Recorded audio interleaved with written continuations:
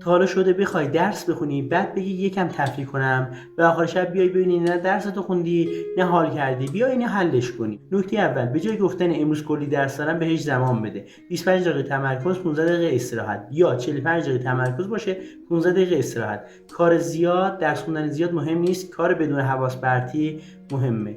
نکته دو، تفریح پاداش درس خوندن نیست، تفریح سوخت مغزه. قدم زدن، موسیقی، بازی، دیدن دوستها بخشی از اون کاره. اگه حال ذهنیت خوب نباشه درس خوندن هم فایده نداره. نکته سوم، هر هفته از خودت بپرس این هفته مهمترین کارهای من چیه؟ چه تفریحی واقعا حالم خوب میکنه و کی برای هر کدوم زمان میذارم. همین سه تا سوال زندگیت رو از حالت پریشانی به حالت تعادل برمیگردونه. ضمناً من میلادم و اینجا درباره رشد و یادگیری و زندگی بهتر حرف میزنم. اگه دوست داشتی لایک کن و سابسکرایب کن.